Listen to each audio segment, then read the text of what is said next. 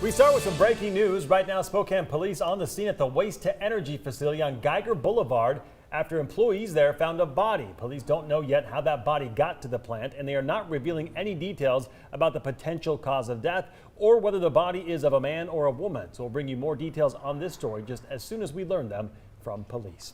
Good evening and thank you for joining us for KREM 2 News at 5. I'm Mark Hanrahan. Hi everyone, I'm Regina on. Whitney has a night off. Let's start with weather because we are tracking a wind advisory for Spokane at this hour, and blowing dust was causing big issues in central Washington. Let's get straight to Chief Meteorologist Tom Sherry joining us live in the studio tonight. Tom, my goodness, up here in the South Hill, you can just hear the wind booming out there. How much longer is the wind sticking around for? Well, the wind advisory is in effect until 6 o'clock, so just an hour from now, but it's still going to be windy even after that, but just won't be the dangerous winds we're seeing right now. And that advisory does include the Spokane area. Everywhere you see shaded in yellow, out towards Moses Lake and Othello. And that's where we're seeing the blowing dust, is out in areas of central Washington. Average wind speeds now, Spokane has the highest ones recorded out at the airport. 36 mile per hour winds out there. Yakima 20, 22 mile an hour winds in Wenatchee. 25 right now, both in Moses Lake and Ritzville. We've seen a peak wind gust here in the Spokane area so far at 46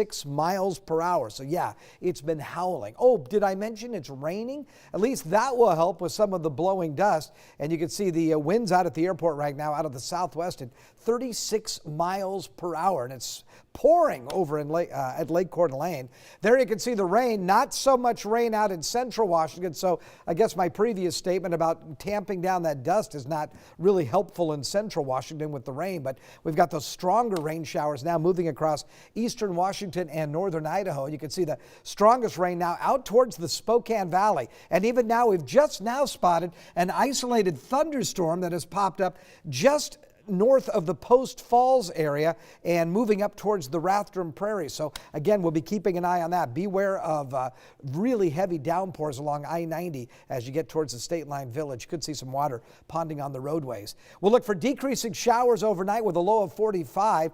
Cooler tomorrow, only in the mid-60s. It'll be breezy but not as windy as today, and we could still squeeze out a few showers towards the afternoon hours. And then after that, we're back on track for summer weather. I mean, way above average temperatures. 74 on Saturday, 80 on Sunday. Temperatures 14 degrees above average on Memorial Day Monday with a daytime high of 84 degrees. I'll check the rest of your forecast, all coming up in a few minutes. Let's just get through tonight, then stay out through the weekend, right? Yeah, absolutely. Thank you, Tom. Also want to let you know, tonight we're kicking off Tom's Barbecue Forecast. We're all excited about this one. So if you want to get more information on the forecast, just text the keyword BBQ to 509-448-2000. We'll give you a link to the program information, and beginning next week, we'll be posting several recipes as well, so you can also send us pictures of you grilling to that same text number because we want to share all the love with all you. Looking forward to that later in the show, Tom. What's your favorite thing to grill?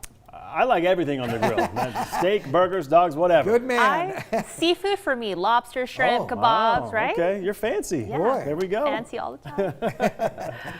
All right, well, in the meantime, in Idaho right now, confusion between the state's top leaders. The state's Lieutenant Governor Janice McGeachin filed an executive order today that would ban any public entity from enacting a mask mandate. Governor Brad Little's spokesperson claims this all came as a surprise while he's out of town. KREM 2's Ian Smade live in the newsroom tonight with what we know about this situation. Ian?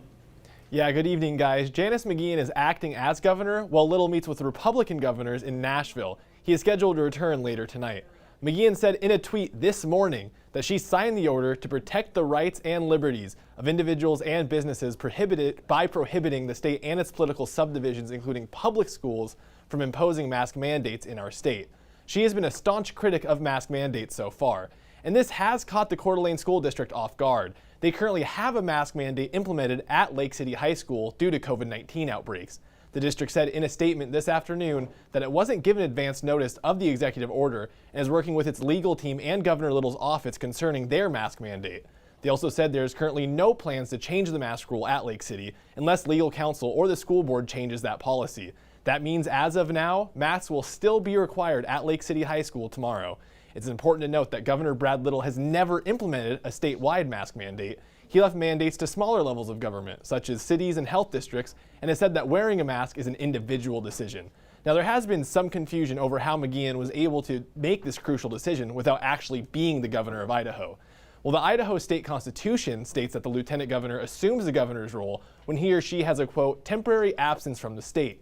With Governor Little out of town, McGeehan is able to do anything she would do if she were the elected governor. Governor Little's office has released a statement about McGeehan's executive order. It reads in part, "Throughout the pandemic, Governor Little has been committed to protecting the health and safety of the people of Idaho and has emphasized the importance of Idahoans choosing to protect our neighbors and loved ones in keeping our economy and schools open." The governor's office will release a more detailed statement after reviewing the executive action closer. This is the first time McGeehan has had the chance to act as governor since last July. And what makes this a lot more interesting is that McGeehan has already announced that she will be running against Little in the Republican primary when he's up for re-election in 2022. In the newsroom tonight, Ian SMaRT, KREM 2 News. Ian, thank you very much. Crisis averted in North Idaho meantime today. The city of Dalton Gardens narrowly preventing a shutdown by offering its lone remaining employee a promotion. In recent months, bickering between city elected leaders became so bad, the city's staff members one by one began to quit. They felt they weren't getting paid enough to work for a government that had a hard time getting anything done and often seemed to ignore staff's advice. Only the deputy clerk remained, and she too was on her way out the door. Without her, there would be no one left in City Hall to perform the basic functions like paying the bills or to help citizens with requests such as permitting. In an effort to prevent that, Mayor Dan Edwards nominated her for a promotion to city clerk. In an emergency meeting just a few moments ago, that motion passed 3-1. She's amazing talent, and it's hard to find talent like her. And it was apparent on Monday night when we had about 300 people come out here to the Dalton City Hall, and they came out and testified about their relationship with her and how satisfied they are with her talents and her abilities, and so she's going to do a great job. The mayor says she's accepted the promotion and will be back running the city on Tuesday, and now the mayor and council will have to work to find replacements for other outgoing staffers like engineers, a planner, and an attorney. Edwards says despite the ongoing tensions between elected leaders, he is optimistic that this can get done and that city government can be rebuilt, he said. Meantime, Lori Vallow Daybell has been declared not fit for trial. Today, she was ruled mentally unfit to stand trial in the murder case against her. Vallow is the mother of Rexburg children, JJ and Ty Lee. Their remains were found on her current husband, Chad Daybell's property earlier this week. The Idaho couple was indicted on murder and conspiracy charges in the deaths of the two kids, as well as Daybell's first wife, Tammy Daybell. With today's decision, all criminal proceedings against Vallow are halted. The orders were issued by Judge Stephen Boyce. Boyce's ruling came after Vallow was examined by a licensed clinical psychologist. Notably, Idaho does not allow for a so-called insanity defense by which a defendant can be found not guilty of a crime due to their mental state. Idaho law mandates that a defendant must be able to understand the charges against them, follow what is happening in court, and assist their lawyers in their own defense. Today, the Grant County coroner named the man who was found dead on a sidewalk yesterday in Moses Lake. He's being identified as 24-year-old Christopher Vincent of Moses Lake. The victim died of gunshot wounds. According to the Grant County Sheriff, his death has been ruled a homicide. Yesterday, the victim's body was found along Airway Drive near Cochran Road in Moses Lake at about 4:30 in the morning. Deputies arrived at the scene and found that it was the body of a deceased man. It's still under investigation. We'll bring you more information just as soon as we receive it. Spokane police have arrested a 9 Mile Falls man accused of strangling his wife more than a dozen times and threatening to kill her. The suspect was in court today on assault and harassment charges, and as KREM 2's Amanda Rowley reports, the man has a history of domestic violence dating back more than a decade.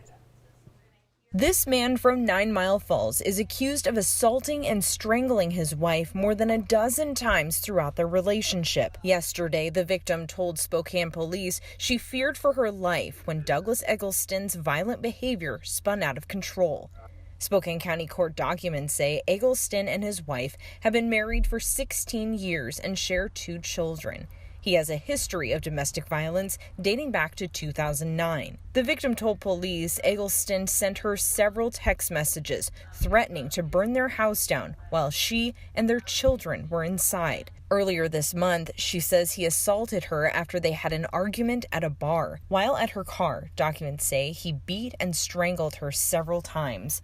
She tried to get away and reach for her gun, but he wrestled it out of her hands and threw her into his truck.